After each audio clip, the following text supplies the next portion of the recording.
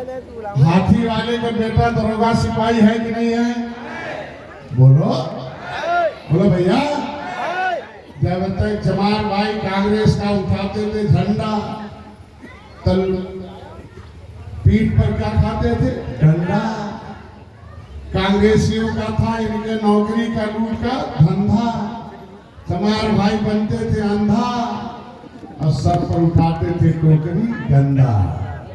यही इनका था धंधा। तो भैया जब तक टोपी झंडा नारा पार्टी नहीं था तो जमाल भाई के हिस्से में क्या था? साफ करना था पाखाना। लेकिन जब उन्होंने अपना टोपी झंडा नारा नेता पकड़ लिया और संविधान के बारे में जान लिया और संविधान में प्रमाणिक दस्तावेज ले लिया तो साफ कर रहा पाखाना कि पारा खजाना। बोलो अरे डराना हो, डराने डॉक्टर संजय पैदा हो गए हैं।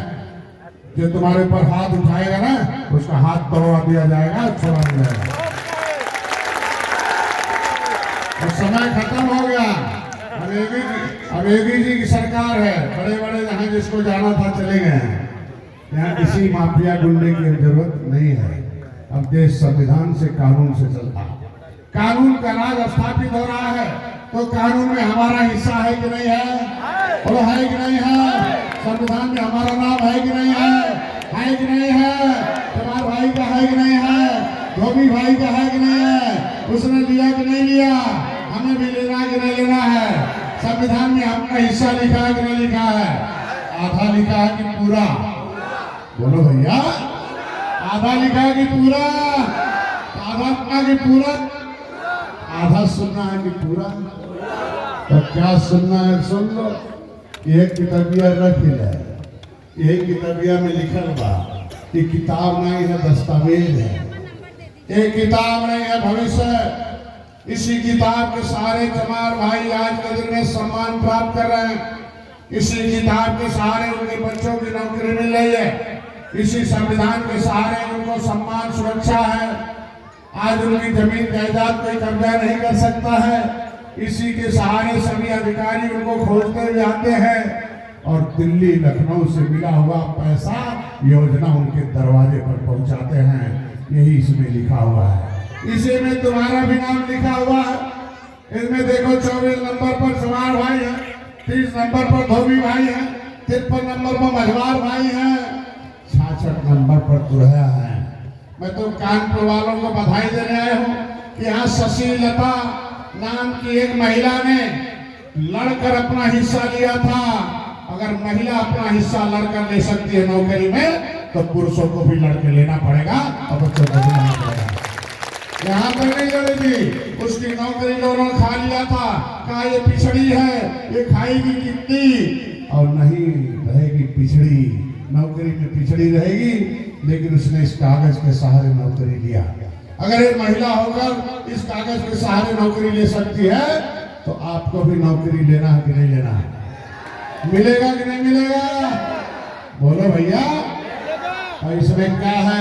संविधान में लिखा हुआ है कि कमजोर घोड़ा अब मजबूत घोड़े के साथ नहीं खाएगा। दिल्ली से लखनऊ से कमजोर का हिस्सा अलग से आएगा। कहां से आएगा? बोला हो, बोलो मुंह से। अलग से आएगा। मजबूत वाला कमाएगा और कमजोर के बच्चे को पैसा देकर पढ़ाएगा। सरकारी पैसे से आपका बच्चा पढ़ेगा और सरकारी नौकरी करेगा। ये लिखा हुआ है। इसमें लिखा हुआ है कि चमड़े के काम करने वाले को जमाल भाई, कपड़ा धोने वाले को धोबी भाई और गंगा में काम करने वाले को मझवार भाई कहा जाएगा। अंग्रेजों मुगलों को मौत के घाट उतारने वाला और भगवान राम को भी गंगा पार उतारने वाले को मझवार कहा जाएगा। इसमें लिखा हुआ है। बोलो भैया हम अनुसूचित जाति के हकदार हैं कि नहीं है? मतलब नीचे सूचित मतलब सूचित किया जाएगा। ये अनुसूचित जातियों की सूची है। ये जातियों को सूचित किया जाएगा कि तुम्हारे पुरखों ने अंग्रेजों को मारा है, मुगलों को मौत के घाट उतारा है, गंगा पार भगवान राम को भी पार उतारा है, मझधार से सबको पार उतारा है।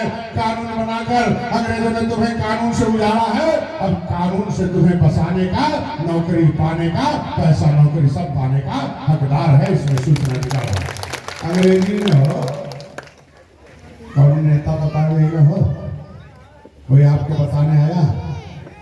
कोई बताने आया? देख लो, आज दर्जन भर वकील बैठे थे, मैंने उनको कागज दिखाया, वकील साहब ने कहा अरे ये तो बहुत बड़ा चीज लिखल बा हो। हमने कहा जिसके खेत में, जिसके कागज में जिसके बाप का नाम होता है इंतखाब में, अगर वो जमीन पाता है तो संविधान में हमारे बाप का हिस्सा लिखा हुआ है, असल औलाद, कि हम लोग हिस्से को लेने के लिए तैयार हो रहे हैं, तब निषाद राज कहलाएंगे। इसी बताने के लिए मैं आपके बीच में आया हूँ। मैं ज्यादा नहीं कुछ कहूँगा। इसमें लिखा हुआ है 53 नंबर पर मझवार है, 66 नंबर पर बुढ़ाया है। ये देखो, संविधान तुम्हें कमजोर नहीं शेर बनाएगा। चमार भाई को संविधान ने क्या बना दिया, कमजोर की शेर? बोलो। तो इसमें क्या लिखा है? इसमें लिखा है पेज नंबर 29 में, अधिनियम 347 है।